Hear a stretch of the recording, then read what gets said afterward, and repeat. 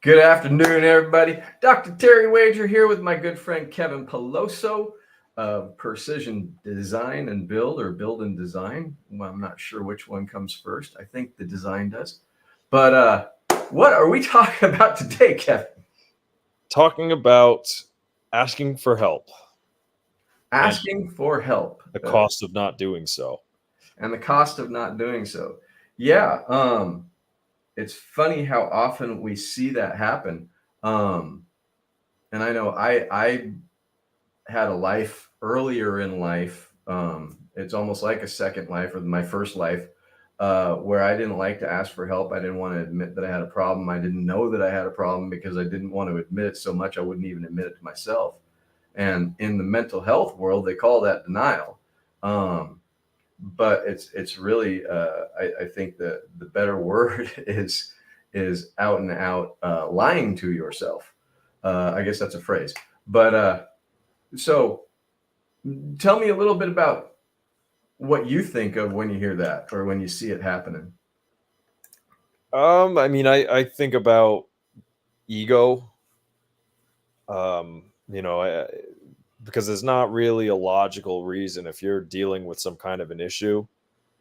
There's not really a logical reason to not ask for help unless you either A, don't know that you can, or B, refuse to. And if it's the latter, I think the refusal to ask for help is most likely due to some kind of egotistical aspect. Yeah. And it's funny because I see a lot of people and let's talk about ego for just a second because I think it's a really interesting idea that everybody has this idea that ego is the guy who thinks he knows it all and the guy that thinks he's in control and he's going to take care of everything and he's not going to pay attention for anything about what you're going to say. And that is one form of ego, and it's the dominating idea that I know what I'm talking about and nobody else can tell me. Sure, that's ego, but also being afraid to talk about what's going on and being afraid to put yourself out there. And some people might look at uh, somebody and go, "Oh, well, they're really shy." Well, that's ego too, but it's an ego that's basically beating you down and saying you're not good enough and nobody's going to understand and nobody wants to help and everybody's going to laugh at you. And that's just as much ego as somebody that's walking around believing that they can solve all of their problems themselves, although they're the ones that created their problems. And so um, that's kind of what I think about is we want to get clear on what we're talking about with ego. It can get us in two different ways. One, we're too big for our britches, so to speak, and one, we're not big enough to stand against anybody. But either one of them keeps us from asking for help. And so um, that is a big jug of water.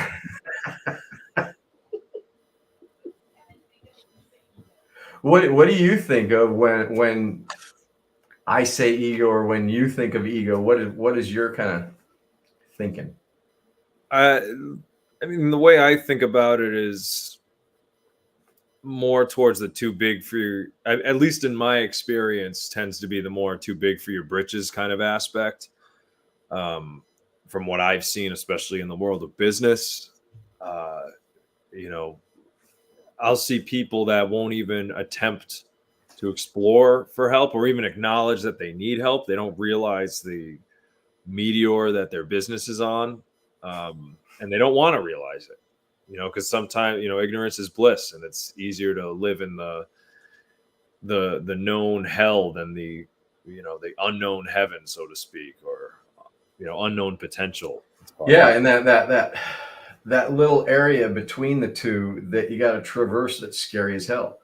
Um, Yeah. you got to go through that fear of admitting that there's a problem.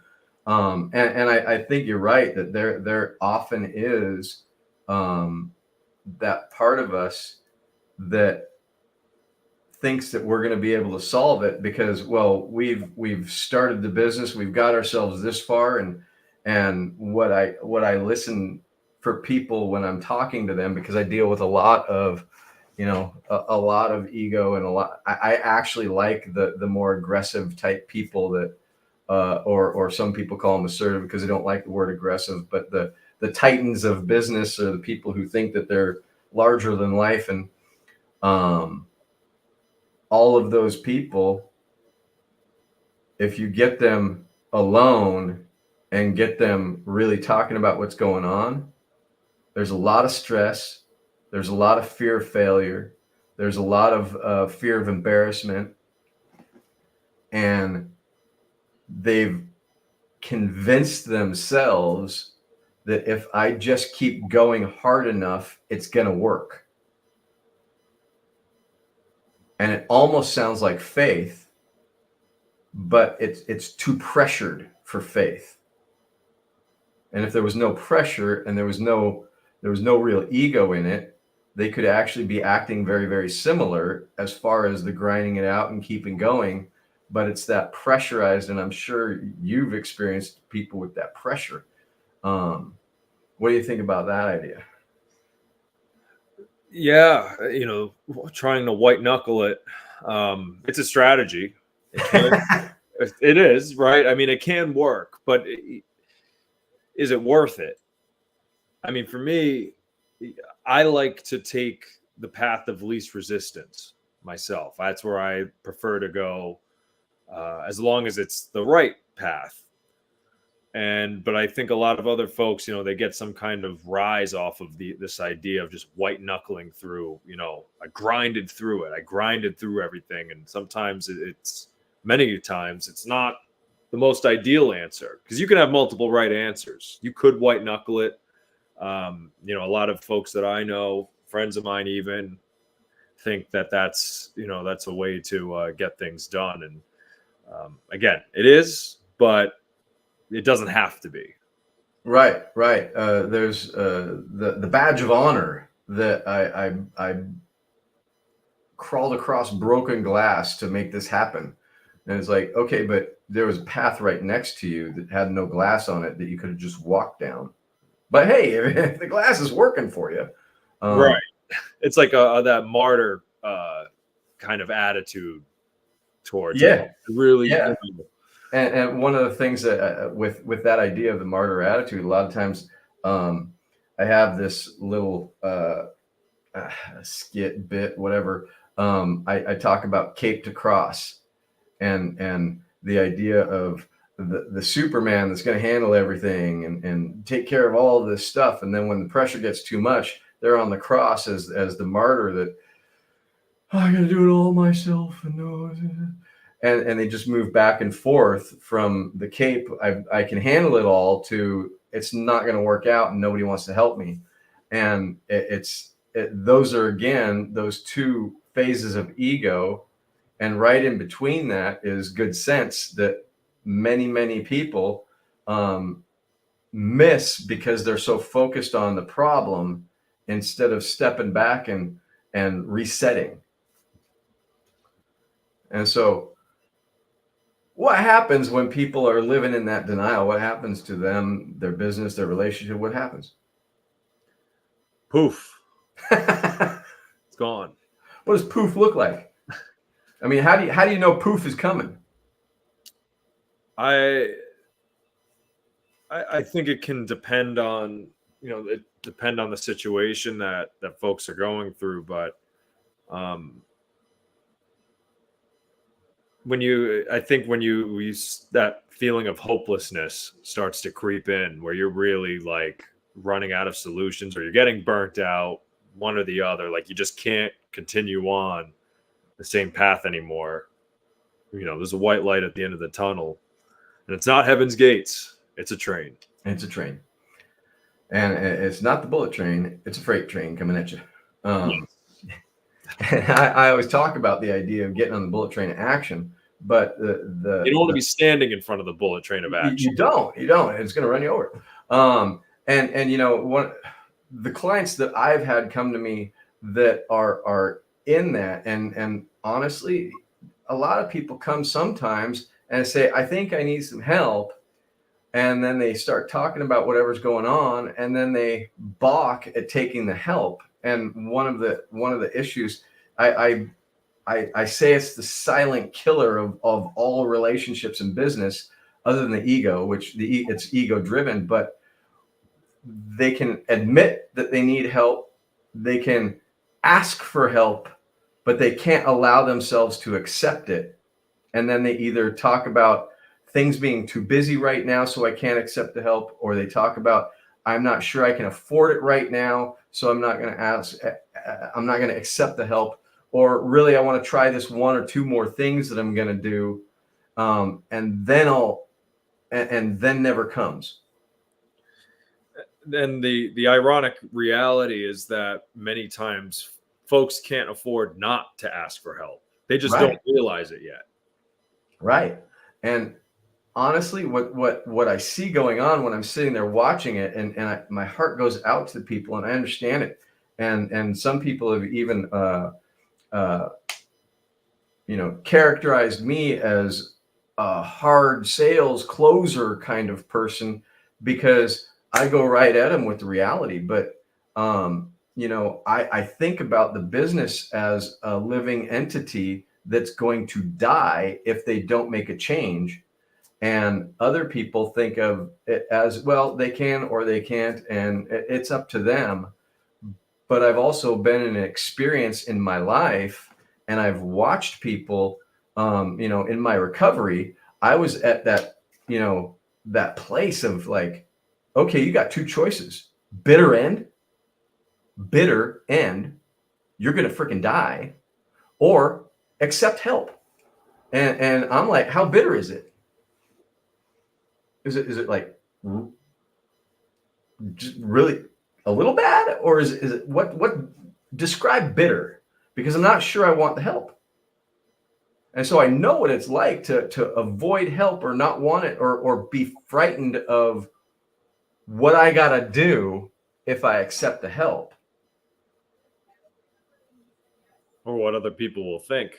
or what other people will think. Do you remember when we first started working together, and you had that bitter end moment, and you were fairly open, but having to decide, do I do it or not? Or maybe even before working with me and like that, do I do or not? Yeah. Well, for me, it was more along the lines of an ignorance to it versus I was a little bit different because I didn't realize it was even a thing. I thought coaching was kind of as a whole is kind of a BS sort of field, and Me I too. also had no experience. Yeah, but I also had no experience with it, and I was like, the rationale I came to was like, if these superstars, these celebrities are willing to have coaches, Michael Jordan, Conor McGregor, um, I probably should consider having one myself, even if it costs me some money. And the point was to kind of do what I was doing, but become better, faster. That's better and faster was really what my goal was. So for me, it was more along the lines of uh, I just needed more information. No one in my life was doing this, and actually everyone in my life supported the belief that it wasn't going to help me if I brought it up to them. So it's a belief that I think a lot of people, it would serve them to break, is that they need to do everything themselves or to not consider asking for help. And there is bad help, there is, Oh, but absolutely. you're better off rolling the dice and potentially having bad help than not trying at all and getting no help, in my opinion. Right, right, right. And in the recovery world, for me, I've had some really good mentors and some really good sponsorship, what they call a mentor idea in some of the 12-step groups that I'm in, and I've had some terrible, but I've learned something from everything. And I've had, in my schooling for psychology, I'm a doctor of psychology. I had a lot of supervisors, and some of them were terrible. Some of them needed a lot of help, and some of them were amazing. And I took even the terrible people, and I say terrible people, they weren't terrible people. They were just terrible at what they were doing. They weren't connected to themselves well enough and this is just my opinion of them, or of how they presented, that they weren't in the right business for themselves. Um, they didn't do the work on themselves to really be able to help somebody the way that they should. And then coaching, same thing. I've had some really, really bad coaches. They just, oh, here's what you do. You just do this and this and this. Well, okay, how do I go about doing that? Oh, well, you just this and this and this. And it just over and over, and never actually told me how to do anything, or were strategic, or they really didn't confront everything. I'd say, hey, I got this really cockamamie idea. I think it's a terrible idea, but I want to do it. And they go, oh, yeah, try it. Like, there is no boundaries here of letting me know that that's a dumb idea. Everything was fair game. And they're like, this is not helping me. And so really understanding that there is some terrible help there, but the consequence of staying in denial, which for me, denial is, like I said, not admitting that there's a problem when all the signs are there. And so some of the signs that I look for when I'm talking to somebody is, how long have they been trying to do the same thing over and over, expecting a different result? And some people say that that's, insanity. It's not. It's stupidity. Stop it. you know, and another one is overcompensating or grinding, right? And a lot of people love to talk about grinding it out. I'm going to grind it out and make it rich. Have you ever seen something ground on a grinding wheel? It gets sharp, and it gets worn away as it goes, and it gets really sharp, and then everybody has to deal with you as you're grinding. You get sharp and you get ground away. I don't suggest grinding as a strategy. There's other ways to do it. Some other things is that just start to get dark, or discouraged about it, and then blaming all kinds of stuff. Those are the things that I see come up. I was going to do that, but this happened and that happened, and making all kinds of rationalizations. And one of the biggest problems that we have with not accepting help is we make sense of why we're not.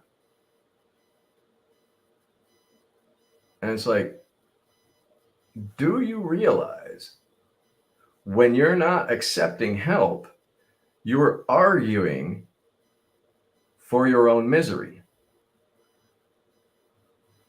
Take that in for a second. When you don't accept help in what you're doing, you're arguing for your own misery. What do you think of that statement? I think it's spot on.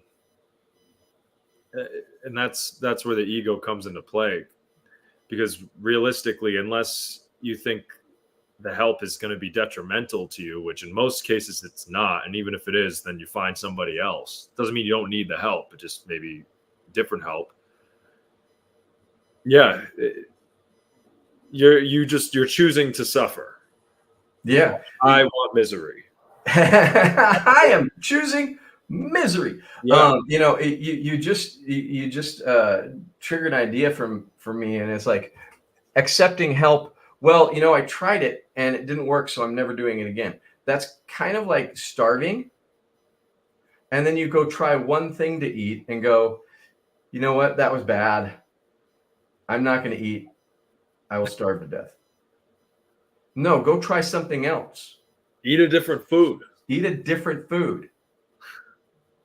But go try something else. And too many people are focused on protecting themselves from having to be honest about where they're at. And honestly, I don't think that they're doing it because they don't want the help. They don't want to admit that something's wrong. They don't want to look at it, because then I got to deal with it. And it's sad, but and our ego, every one of our egos, it doesn't matter who we are. Our egos are really good at telling us, if we just try it again, it's going to work, and get us into that hope as a plan instead of it ain't working. And we got to get honest with ourselves. Is like, look, if you're not where you want to be, and you've tried for just a little bit of time, trying for a little bit more is not going to get you there either. That marketing plan that hasn't worked yet, it's not gonna. That sales strategy that's not working, it's not gonna. You actually have to get some outside help, no matter what level you're at, to reach the next level. And I mean, I've worked with startups, I've worked with mid-sized companies, I've worked with people with a lot of money and professional athletes and things, and all of them, when they stop asking for help or saying no, I got it, stop moving forward. It doesn't matter what it is. And it crushes me sometimes when people really believe that if they just try harder, they're going to fix something. It doesn't work. Uh, what do you think? Yeah, I think. Yeah, I think it's a lost opportunity not trying to leverage the wisdom of others. Yeah, yeah. Now you were actually telling me about somebody. You don't have to mention the company or anything like that. We're not going to out anybody, but tell us a little bit about that situation. Yeah, I had some friends that had a partnership where the roles were not clearly defined, and ultimately, because they weren't clearly defined, one of the partners felt like they were doing a lot more than the other two, and then another one felt like they were taking on more risk than the other two. Whatever. Ultimately, the partnership fell apart and the business failed. And in my view, because I know these three gentlemen and I've watched the company from an outside perspective, but I watched it form and I watched it. I was a customer of this business. I could immediately see there was an issue with the partnership because the roles didn't make sense. But um, worse, and I vocalized this, but worse, they didn't feel that it had to be clearly defined. They're kind of going with the status quo, and it worked until it didn't. And Right. ultimately, the business failed, and it was a good business. They had a great product. Again, I was a customer of it. Um, I thought there was a lot of potential there, but I think because there was an unwillingness from all three partners to seek that guidance or even take in that sort of feedback, the business ultimately perished, and the opportunity was lost. Yeah, and so the people that watch this, think about the idea of when you're saying, I think I got it, or I'm good. I know I can be here, but I'm good, and I don't really need any help right now. What is it really costing you? Emotionally, physically, monetarily? Because, I mean, you guys were in that spot just a year ago. Yeah. And talk a little bit about that. Yeah. When we started this business, Tyler and I, there was a big missing piece we didn't realize we had. Um, and ultimately it caused a lot of problems that we didn't realize that we had, and it steamrolled, and it's part of the learning experience. But long story short, the business, we almost went bankrupt a couple times actually, and being able to navigate those pathways with your partners is essential to getting through it, and that's what we did. A lot of a lot of feelings involved. Different roles had to change. Things had to be said that weren't clearly said before, etc. But ultimately, by facing that, and we worked with Terry on it specifically. I've worked with Terry, for those who don't know, for a few years myself. I got him involved working in precision, and having that outside guidance to help with it was a lot of interpersonal skills, interpersonal guidance that we needed with precision with our partnerships. And by getting that, I think we dodged a lot of minds. I mean, precision might not even be here today. There's a fair argument to be made that if had we not asked for that outside guidance, that help, that precision, it would have imploded last year. So Yeah, and you guys are not just turned around, but you guys are crushing it now. And so that's the testament to I could say it's a testament to me helping out, but for me, looking at you, Kevin, and Vinny and Tyler especially, is it's a testament to coachability and what happens when people, one, put their hand up and say, we're scared, we're not sure what's going on, we really want this to work and it's not working and we need help. And then being able to surrender the way you want to do it to the way that's suggested, and then taking those steps, and what you see is an amazing return. And it's funny, we kind of came up with this topic accidentally earlier this morning when I was asking him, because he went and got a new line of credit, and he's just freaking balling. And it's like, did you think a year ago that you were going to be here? Yeah. That fast? Because I mean, the turnaround is amazing, but the key is that you were open to saying, I got problems and it's not working the way I wanted it to. I'm willing to do the work. I don't want to grind out doing the same thing that's not working. And then having the tough conversations, and knowing, here's the thing, it's not having tough conversations because anybody can tell anybody what they think, but it's having the right tough conversations, and it's being able to make the right movements after the decision's made. Now, to notice, I'm not saying make the right decision, but it's really making the right actions and taking the right actions after you make the decision. It's right. It's less about the result and more about the moves you make, because you can't control the result. Right. You don't know what's going to happen. You make all the right moves and it just doesn't work out, but at least you can walk away knowing we did it. We did what we could. Right. And that's one of the things that you guys did. And there was some things that I told you guys I think you should do. You're like, I don't know about that, and you did it anyway. And you're like, whoa, it worked. And I mean, we had one of those that just stands out in my mind that you were like really, really surprised about before Precision even started, which was the 7 unit that you got, and you had everybody come out to the group. You're like, I don't want to put myself out in front of everybody at the same time. And it created a community for you that you could deal with the people much easier than having silos. And you're like, wow, I didn't think about it like that. And that's what happens when we're not accepting help, is we create an idea that it's going to work a certain way. But when we start accepting help and talking about it and going, okay, what's the best thing we can do right now? Okay, what's the second best? What's the third best? Have a couple of options, really weigh it out and go, okay, so what are we going to do? And then based on that outcome, now what are we going to do?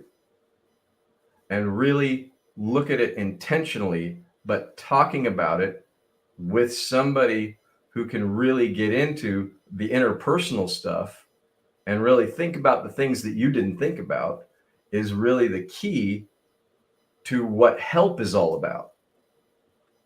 And when we do that, that's when we become higher performers, because we're getting coached at that higher level to, do what we do really well, but also see what we can't see on our own.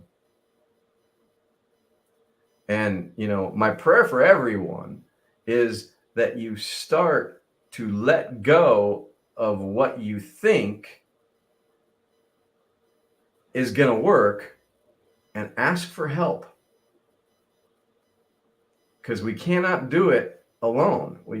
and we even if, oh, well, I got a business where I got 5 people, I got 3 people working with me. Yeah, but are you working together? Are you working together, and are you able to see the blind spots, or are all 3 of you blind, or 4 or 5 or however many? Have you put the helmet of denial on, and you're walking around going, I think we're going to be okay, I hope it works out?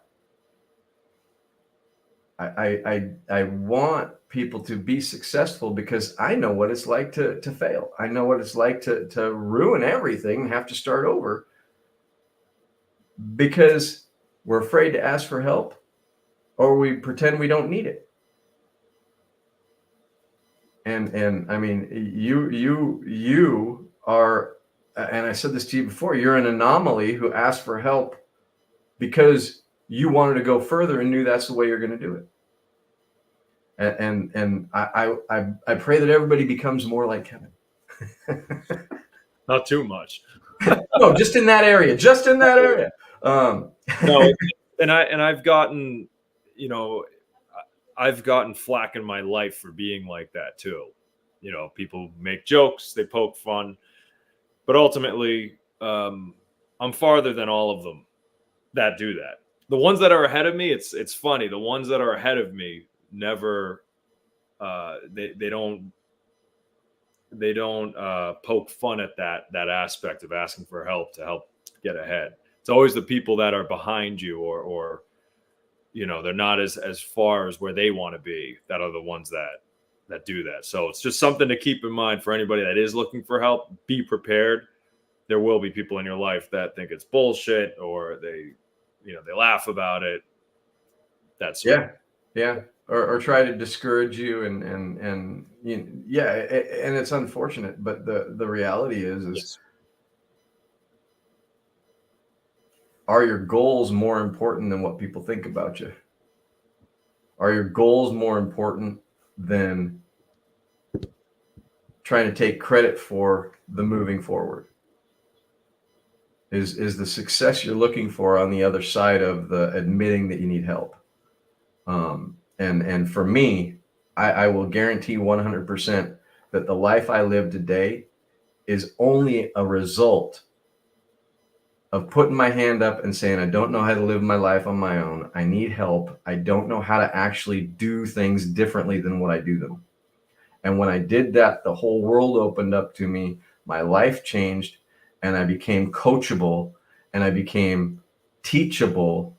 And I went from a cook in a kitchen to a doctor of psychology who works with a bunch of different businesses around building teams and building leadership. That's quite a difference. But it wasn't until I said, yeah, I need help. I don't know how to do this shit. Ask and you shall receive. Absolutely. Absolutely. So that's what we got for you today. You got any closing thoughts?